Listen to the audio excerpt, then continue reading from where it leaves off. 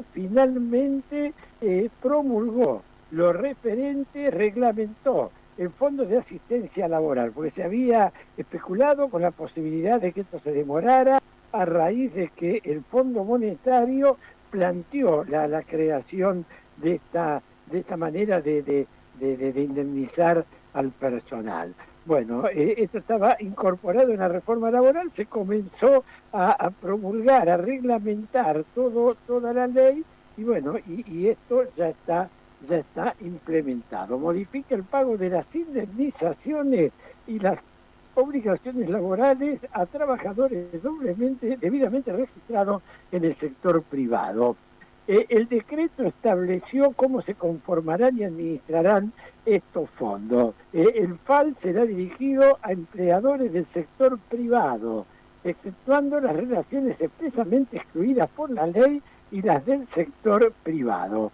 Esto ha sido autorizado por la Comisión Nacional de Valores, es un organismo descentralizado en la órbita del Ministerio de Economía, porque van a poder participar de fondos de inversión y fideicomisos financieros que van a permitir la segregación patrimonial. Bueno, lo más importante, porque lo otro se empieza a ser más técnico y bueno, no es nuestra misión explicar todos esos detalles, pero se promulgó a pesar de que había una objeción de parte del propio Fondo Monetario Internacional. El gobierno promulgó y ya reglamentó la ley laboral.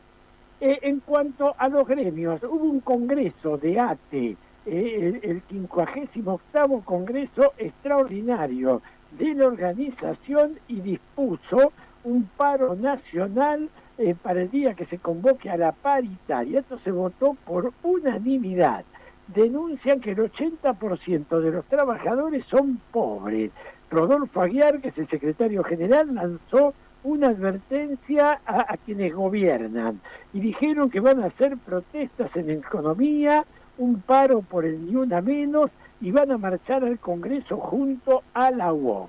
Participaron de este encuentro delegados de las 24 provincias y aprobaron por unanimidad un paquete de medidas de fuerza de alcance federal. Exigen una recomposición de los saberes de forma urgente y el cese definitivo de las políticas de despidos y recortes presupuestarios que están paralizando a ministerios y organismos descentralizados. Plantean que el último cierre del ciclo de paritarias, que rigió desde 2025 hasta mayo 2026, el gobierno liquidó en ese periodo una pauta de incremento salarial de apenas el 21%.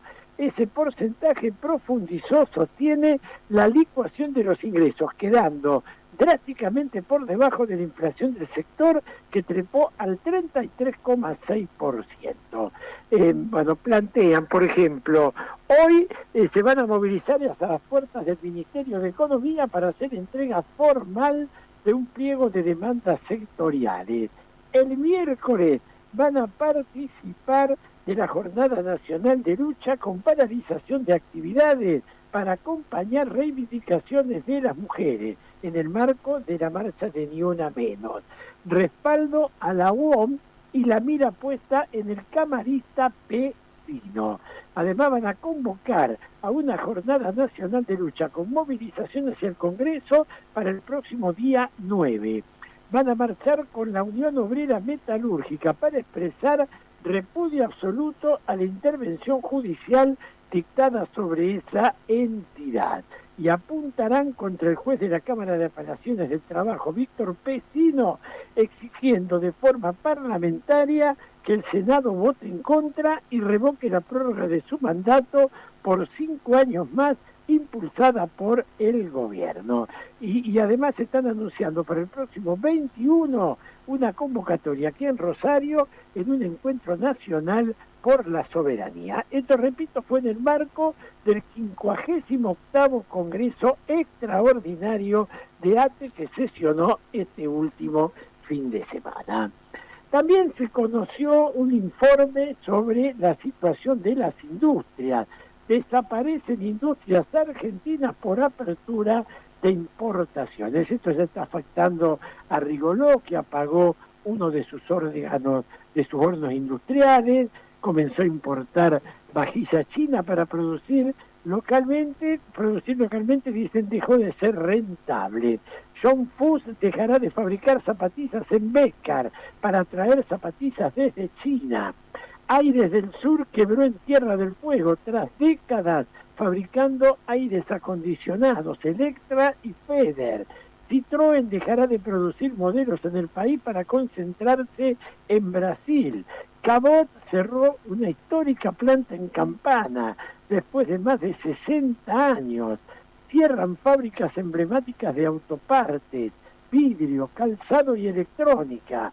Empresas que durante décadas produjeron en el país están importando desde China, mientras trabajadores pierden sus puestos y Argentina profundiza un esquema cada vez más dependiente, exportar alimentos y comprar manufacturas. Por primera vez en décadas, Argentina, por ejemplo, dejó de fabricar rulemanes. La decisión del Ministerio de Economía de eliminar las medidas antidumping para los rodamientos chinos fue la confirmación oficial de que ya no queda industria nacional para proteger. Cerró SKF Argentina en Tortuguita. Terminó de vaciar un sector estratégico para la maquinaria de la industria automotriz y la producción metalúrgica.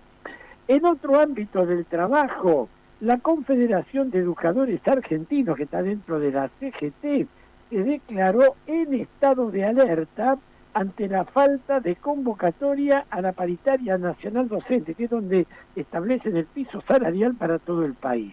Y también rechazó el intervencionismo contra la UOM, al considerar que constituye un ataque no solamente al gremio, sino al movimiento obrero.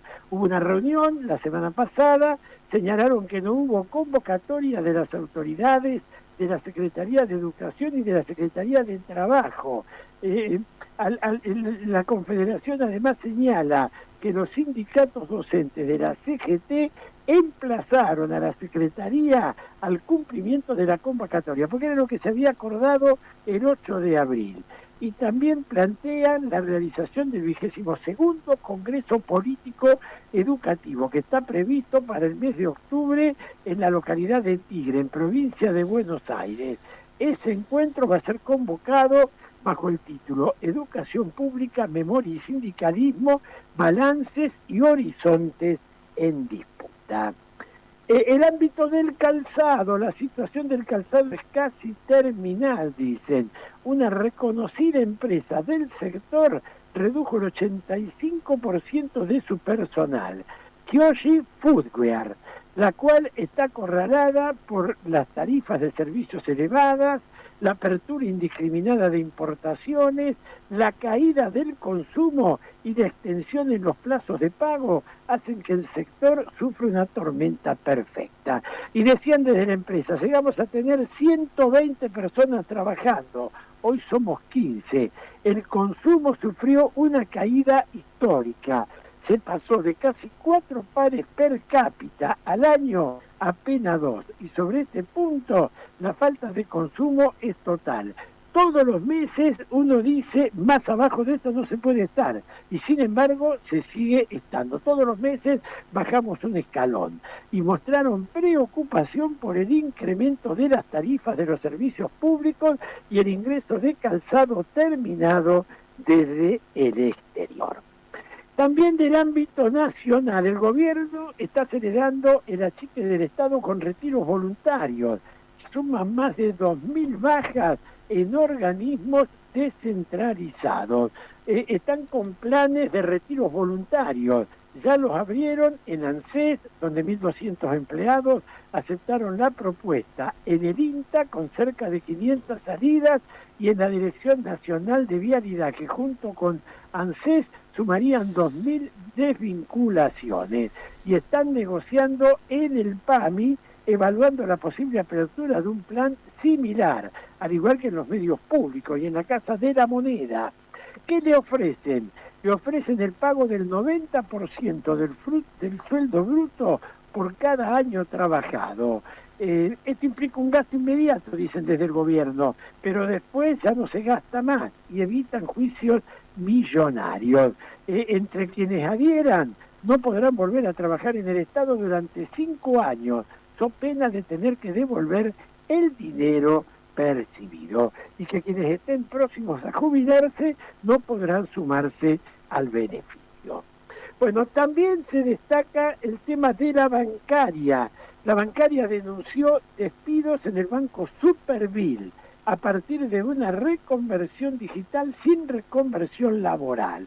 Dicen que hay muchas asambleas, marchas, esto se da mucho en Capital Federal, pero también en algunas ciudades del interior. Hubo una jornada de protesta en la que las comisiones gremiales del banco repudiaron la decisión de las autoridades de despedir trabajadores y trabajadoras que dedicaron años a construir el banco, porque se sumó a lo que es el Banco Central, a lo que es el Banco Hipotecario, y el banco tiene muchos recursos y se saca de encima a la gente porque la idea es tecnificar, digitalizar todo para dejar de lado fuentes de trabajo. También les cuento de la UOM. Han presentado justamente una demanda por la intervención judicial a la conducción nacional. Pidieron la nulidad e inconstitucionalidad de la intervención dictada por los jueces, que además son los que habilitaron la reforma laboral libertaria, las cámaras de apelaciones en el foro gremial, donde está el juez Víctor Pesino. Bueno, presentaron un reclamo ante la Cámara para revertir la intervención judicial.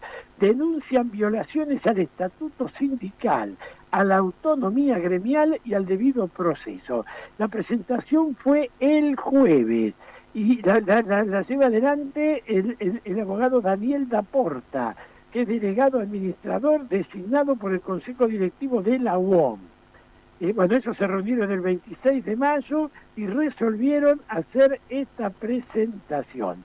Piden que se dejen sin efecto los puntos 6 y 7 de la resolución dictada por los jueces Víctor Pesino y María Dora González, al considerar que el fallo desconoce tanto el estatuto del sindicato como la jurisprudencia vigente para este tipo de situaciones.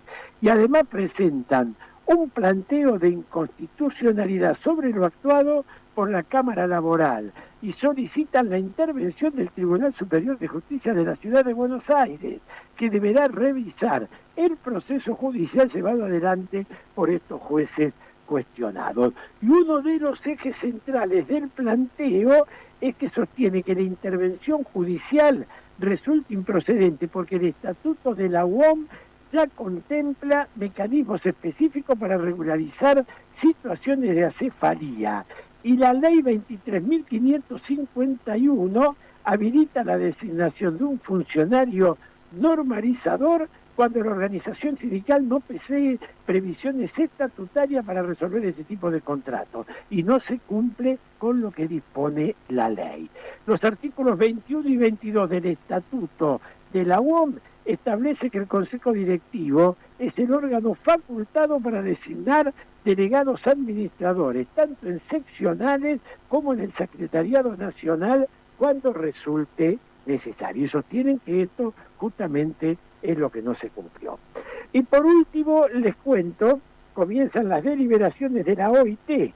Hoy es la inauguración oficial, ayer hubo encuentros sectoriales, la representación argentina va con varias denuncias contra el gobierno nacional, techos a paritaria, reforma laboral, intervenciones a gremios. La delegación argentina, recordemos, está encabezada por Gerardo Martínez de la UOCRA y también participa Marta Orana de la Fraternidad. Y en el caso de Gerardo Martínez va a tomar el rol de vicepresidente de esta Asamblea Internacional del Trabajo. Lo más destacado, Julián, en el ámbito sindical. Muy bien, Oscar, buen día, ¿cómo le va? Bueno, el Fondo de Asistencia